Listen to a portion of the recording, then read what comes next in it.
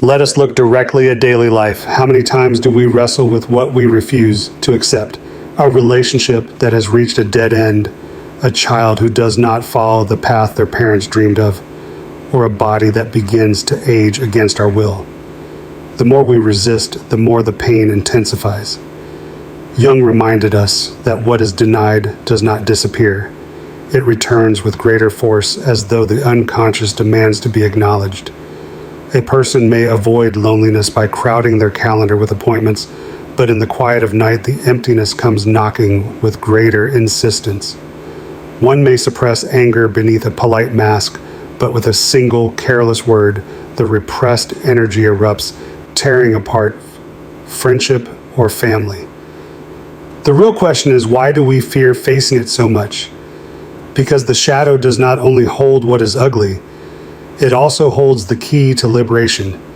When we feel betrayed, we think the problem lies in the other.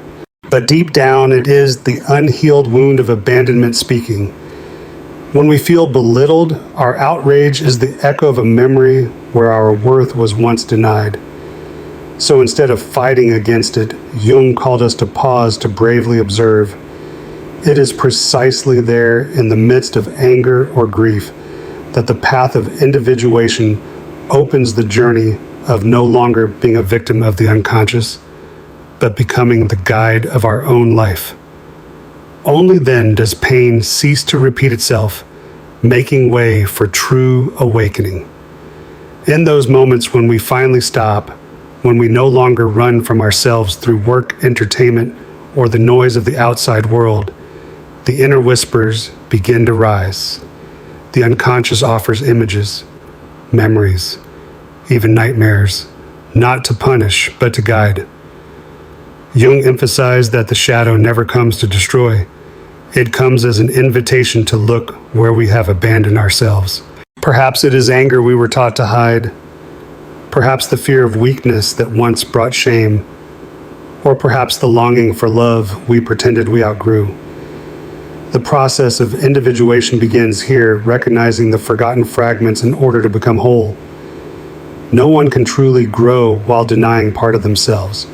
In modern life, this truth is striking. We curate perfect images on social media to hide insecurity. We chase outer success to escape inner emptiness. Yet the shadow waits patiently, and if ignored, it will find another way to appear in burnout, in broken relationships, in sudden crises of direction. To stop and face the shadow is not weakness. It is the courage to walk through the doorway to deep maturity. Anger, disappointment, and fear do not erupt merely because of a single harsh word or thoughtless act. They surge because they touch old wounds that have never healed. Scars reopened again. A colleague's criticism may revive the pain of childhood comparisons. A friend's silence may awaken the abandonment felt as a child. This is how the unconscious works. It uses intense emotion to point us to the places within, still crying for attention. Jung saw this as a compass. Instead of rushing to blame others or suppressing our impulses, we can stop and ask, why am I reacting so strongly? Does this pain truly belong to the present, or does it rise from the past? In that question, the shadow begins to reveal itself, and through it we gain the chance to enter the inner work, shadow work, where anger becomes a mirror reflecting the vulnerable part of us we've long buried. What once seemed like a chain binding us may in truth become the very doorway to profound freedom. When a person realizes that these intense emotions are not enemies but guides, they finally dare to pause instead of running away. And in that pause, something remarkable happens. Silence no longer threatens. It becomes sacred space.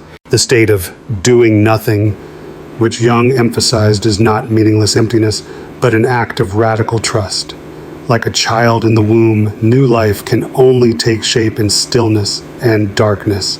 Here, the old ego, so used to control reaction resistance, begins to dissolve, and another self, softer yet stronger, is being born. Of course, this stage is anything but comfortable. The ego that clings to instant results feels abandoned in a vast emptiness. Yet that very unease is proof that transformation is underway. Only by allowing stillness to do its work can forgotten memories and images from the unconscious rise. In this way, the shadow is no longer a terrifying abyss, but fertile soil quietly preparing rebirth. This is why Jung insisted on the courage to face the dark side. But let us be clear, the shadow is not some distant, abstract idea. It is how we unconsciously react to daily life. A single unanswered message and the whisper arises, "I'm not important." One interruption and the mind spins a story, "I have no value." A fleeting glance becomes evidence, "They look down on me," and the body reacts as if under attack. Chest tightens, blood rushes, thoughts spiral. In reality, no one has struck us. It is suspicion's lens that turns the world into an enemy. In such moments, Jung counseled us to pause.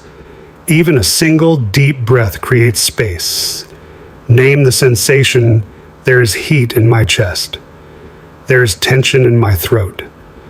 By naming it, the feeling loses its absolute power. With that space, we can separate event from story. The message has not been answered, is the event. I am being excluded is the story the mind has added. From this place, new responses become possible. It might be a calm but direct question, "Do you have time to respond?" It might be setting a boundary. "Let me finish my thought." Or it might be choosing not to react at all. Each time we do this, the brain stops hunting for evidence to feed old negative beliefs. Instead, the world begins to reflect back something different. Calm, clarity, self-respect. This is when the old loop dissolves, giving way to a new reality, where we are no longer dragged into shadow, but learn to turn it into a path toward inner freedom. As the old loop unravels, a new space opens, where we cease living as mere reactors and begin to shape our own experience. Jung called this the turning point of individuation, the moment we realize our worth does not depend on another's gaze or approval. Reality itself shifts from a judge to a mirror of our inner presence. If we carry anxiety, the world mirrors unease. But if we carry steadiness, the world responds with safety and clarity. Notice this when you enter a room with calm in your eyes and steadiness in your voice. The entire atmosphere changes. People lean closer, listen more deeply. Even hidden tensions soften. This is not magic. It is the natural reflection of inner energy. And as we practice pausing, observing, and being fully present, we not only heal ourselves, but become a quiet anchor for others. It is in this state that Jung's insight shines most clearly. We do not need to compete, prove, or cling to others in order to feel valuable. The moment we rest in the wholeness of our inner being, life itself begins to reorganize around us, reflecting back that very sense of completeness. And when one realizes this, a profound liberation begins. Anger no longer erupts as a destructive fire, it becomes a signal, a reminder to return to oneself. Fear no longer traps us in endless cycles, it becomes a doorway into courage. Even disappointment ceases to be a sentence of doom, it becomes an invitation to learn how to stand firmly on our own 2 feet.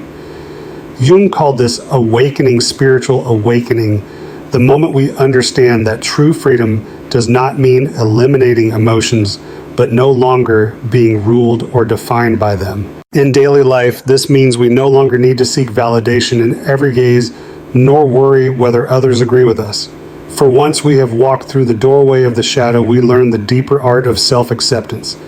And in that acceptance, the outer world begins to change.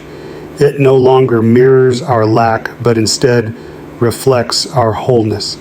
The final message is this: to be free of anger or hurt toward anyone, we do not need to change the whole world. We only need to change the way we face the shadow within. When we pause, listen, and enter the process of individuation, everything begins to fall into place. This is not luck, but the natural law of the soul.